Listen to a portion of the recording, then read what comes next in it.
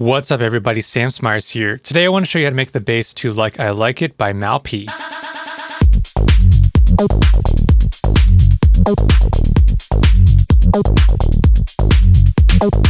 That is the bass sound. Now I did do a short version of this video going through how to make the bass, and I came back to it and I made a few changes to the bass from my short video version that I did.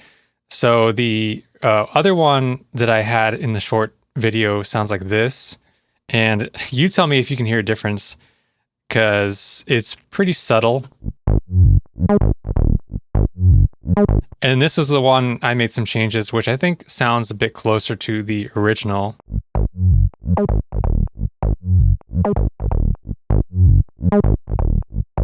And in that second one, you can hear there's a bit more snappiness because that is what I was trying to achieve.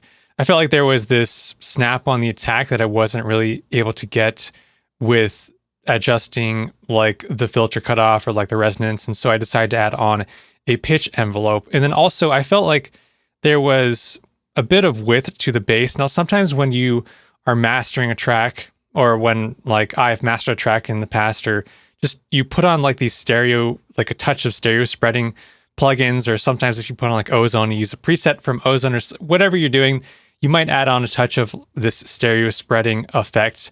And sometimes that adds this widening to the bass. And especially in a section like this, where we just hear the bass and the drums, when I was listening to his song, I felt like there was some width to the bass and I wasn't really sure where it was coming from. So I also just added on a touch of like hyper, and then also just made some adjustments to the EQ. This is just some very, very minute stuff. I mean, you can either decide to do it the first way, which I'll show you once I show you this second way that I came up with today for this longer video. I do have this kickstart on to give it that pumping effect. Let me take that off. Now you hear the pluck on some of them, and you hear it not pluck on some of the notes, and that means that I just have on the legato, and that means I have to overlap some of the notes. So legato does not trigger the envelope that I have assigned to the filter if I have notes overlap. So you can see here I no overlapping, and then these two notes overlap. These three notes bump, but you can hear them all overlap each other. And there's also a bit of glide, so I do have some portamento on there, and that's what's creating that glide effect. So if I play some notes on my keyboard, so we can just hear how this sounds, you get that crunch at the beginning. But if I overlap them and keep overlapping them, then you don't get that crunch sound. And that's what legato does when you turn that on in Serum. So you can see I have mono, legato, and this portamento turned on. So I'll start with that. I'll do the voicing on mono, legato, take up this portamento, and I will take it up to about 40, 47, 48. Then oscillator A, I'll take it down -2 octave, take down the randomness, raise up the level. And I wanted to test out some of the new wavetables in here. And I went into analog and saw that there was this saw drift 303. There's also a saw drift, a square drift 303. 303 is what the acid sound originally came from. It is an analog synth. I never actually had an analog synth before, but this is probably what they used. They probably sampled a saw wave from 303, and the drift, I think, means that you can see the phase drifts. So as I turn up this wavetail position, it's shifting this left to right, essentially. So I think that's what it means by the drifting. I do want some of that crunchiness, so I'll leave it on that wavetable position. And let's go ahead and I'll go to my envelope. I do want to add on a envelope 2 here to assign this to my filter. And let's zoom that in, and we'll do the decay around 360 or so. Let's go 360. Can we get in there? Yep. And maybe curve it a bit. How's this attack? 1 or so. I mean, probably don't even have to adjust that, but there's my envelope 2, and I'll go to my filter. I like using the low 24 filter. It helps give me more snappiness than that MG low 24, and I will assign my envelope 2 to the cutoff, Shift Option, get that modulation going one way, adjust the hertz.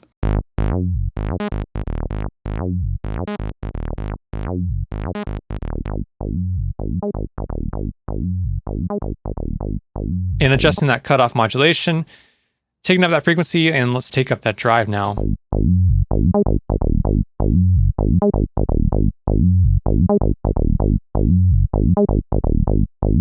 So there you have a pretty clean acid bass sound. And you can play around with the resonance and everything like that. So after that, then I just want to add on some distortion to get it a bit fuzzier, warmer, like how Mal P had it. So I just did a soft clip, and let's take up this drive.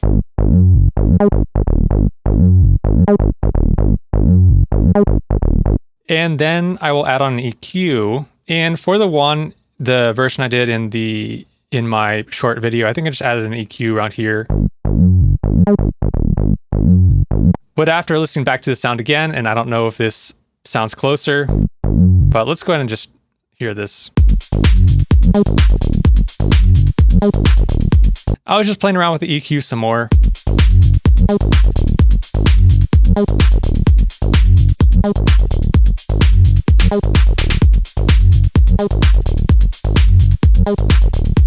And I felt like doing something like that added a nice scoop sound to some of those low mids.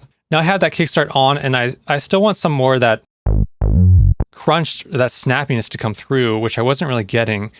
And so that's why I decided to add on the envelope 3 and assign this to my global pitch. And I'm going to take this down to the decay really short. 15 milliseconds is really short.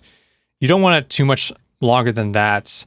If I assign this envelope 3 now to the global main tuning, so if I had to, let's go ahead and take this up longer than 15 seconds.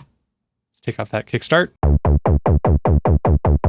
You can hear too much of the pitch going up and down. So I'll take this down to about 15. And now we can start hearing that click.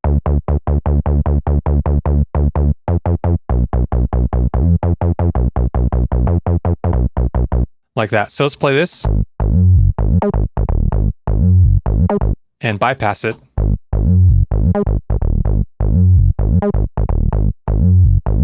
So you can hear the difference. Now from there, I wanted to add on some hyper to give it a bit of width. And I wanted that hyper to be relatively clean sounding. So if I go to the mix here, then I have distortion and EQ. If I add on the hyper, then it's going to widen out that distortion as well. So now what I can do in Serum 2 is just send this to the bus. So let's raise this up to 35%. Go to my bus 1, send this direct, because if it's main, then it's going to go bus 1, send it back through the main again, put on the distortion and then EQ. I don't want that. I just want the main to go, the bus 1 to go direct out. Then I'll go to the effects, click on my bus, and here I can just add on my hyper. And from here, I will just set the mix to 100% because it's a bus.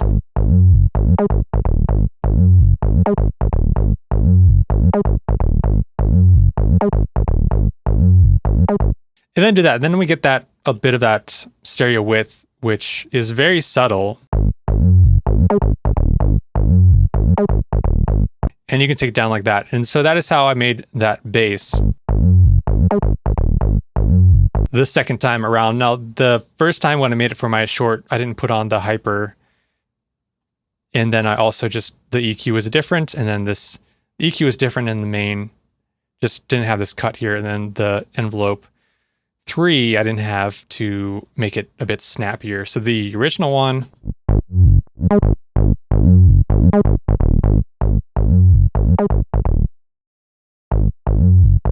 so yeah, I can figure out which one you like better. Here's the other one that I did. I did add some macros, so you can just ignore all this other stuff. But yeah, I mean, the envelope 2, same thing here. Oh, you know what? I got to add on this Brightwhite Noise. So let's add on that just to give it a bit of that papery feel. So let's turn on the Brightwhite Noise and this level. Let's go ahead and send this to the filter.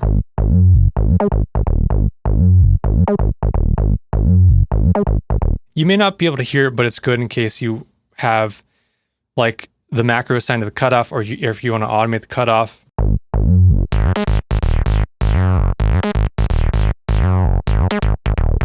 Then you can hear that noise coming through. So a lot of times I'll just put on the noise, even though you might not hear it, because if you automate this cutoff filter,